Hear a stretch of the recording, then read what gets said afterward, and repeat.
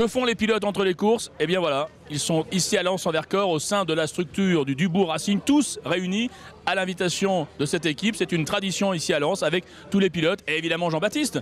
Jean-Baptiste, pas de combinaison, c'est repos pour l'instant. C'est repos, on en profite, on fait ça chaque année à Lens-en-Vercors, c'est le moment convivial du trophée ODR Racing. On fait goûter donc aux pilotes et à tous les teams les bons produits de chez nous. Il y a du jambon, il y a du fromage, il y a du foie gras. Il y a un petit peu de vin rouge, un petit peu de vin blanc. C'est aussi ça l'endroit, c'est un bon moment de convivialité et on prend grand plaisir à organiser ça chaque année. C'est assez rare hein, de voir ce type de réception, j'allais dire, parce qu'en général c'est plutôt la guerre sur la piste. On l'a vu d'ailleurs après la première journée. Et là tout le monde se réconcilie. Il n'y a pas de réconciliation, je dirais que la guerre elle est sur la piste effectivement, mais après la bonne humeur dans le paddock elle est là. Et aujourd'hui il y a du monde comme vous pouvez le voir et ça prouve que vraiment l'ambiance est super dans le sein du trophée Andros. Alors on est maintenant avec Andrea Dubourg. Andrea, ça c'est quelque chose qu'on n'a pas l'habitude de pouvoir faire. On vous a vu en appel, en contre-appel, mais pas en coupeur de jambon. Ah ouais, ça c'est un métier, ça s'apprend. Et mon ingénieur est là, Michel, on peut le voir. Ça s'apprend, couper les jambons bien finement, mais bon, ça fait partie aussi de la convivialité, de la course, et c'est comme ça qu'on conçoit le sport auto. Un podium lors de la première course, et là vous voilà en pleine action. Il faut tout faire chez les Dubourg. Hein. Il faut être partout, au four, au moulin, il faut tout faire. Bon, c'est vrai que c'est sympa, on le disait avec le frangin Jean-Baptiste, c'est une des particularités de l'Andros et des Dubourg parce que c'est vous qui avez eu l'initiative de cette opération. Ouais, c'est vrai que cette opération était à l'initiative de mon père il y a quelques années maintenant. On la réitère chaque année, ça se passe bien et ça nous fait plaisir, donc on continue tant que ça va. Bon bah, bonne dégustation et à tout à l'heure sur la piste. Tout à l'heure, merci. Voilà, maintenant on va passer non pas aux jeunes pilotes mais aux anciens ingénieurs, on va dire, team manager. C'est la personne qui a en fait le plus gagné de trophée Andros, c'est ça Jean-Pierre Béchu? Non mais déjà j'étais en train de discuter avec monsieur.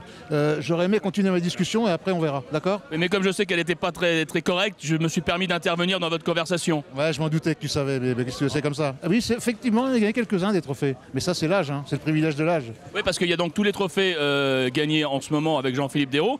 Il y a eu toute l'époque également Yvan Muller. Absolument, il y a eu aussi Snowback et Chatriot avant. Donc voilà, c'est le recordman absolu du trophée Andros. Patrice Bertin, speaker de l'Andros. Oui, alors depuis le tout début, mais Jean-Pierre était en train de m'expliquer comment établir une meilleure répartition des masses sur moi. Et je pense que ça, c'est pas gagné. Hein. Oui, surtout avec ce qui est en train de nous préparer la famille Dubourg là. Ben oui, mais ça c'est la famille Dubourg, c'est tous les ans comme ça. Donc on a pris l'habitude et on aurait été vraiment peiné que cette année il n'y ait rien. Alors donc c'est parfait, on est dans la continuité. Qu'est-ce qui va être le plus difficile d'arrêter, Jean-Pierre? Le sport automobile ou les réceptions? Avec les bons vins et les bonnes choses qui vont avec? Ben, je trouve que les deux vont bien ensemble. Alors à mon avis, le jour où j'arrêterai les deux, ça sera très grave pour moi. Voilà, et cet après-midi, il sera encore aux côtés de Jean-Philippe Dérault pour aller chercher une nouvelle victoire.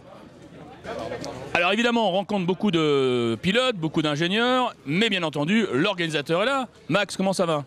Écoute, c'est sympa, c'est toujours un petit morceau de sud-ouest qui se retrouve ici à la montagne. Nos amis Dubourg, vous savez qu'ils habitent du côté de Saint-Émilion, donc c'est du bon vin, toujours, du foie gras bien sûr et des huîtres, et ça c'est une ambiance qu'on ne louperait pour rien au monde. Ça a toujours existé dans le trophée Andros et ça fait partie du trophée Andros, ce genre de réception où tout le monde est invité, où il y a de la convivialité. Il y a beaucoup de convivialité, on le sait, c'est ce qui fait que les gens finalement font des grosses bagarres sur la piste, mais après ce sont des amis, ce sont des frères de la glace en fait.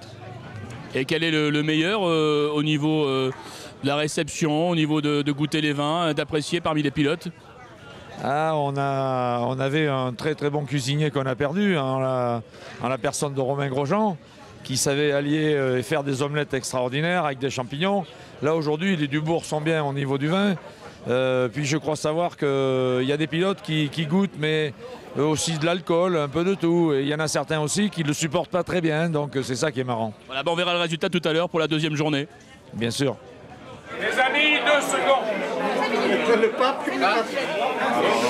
quand même qu'on fasse un vent pour la famille Dubourg et tous ses amis du sud-ouest.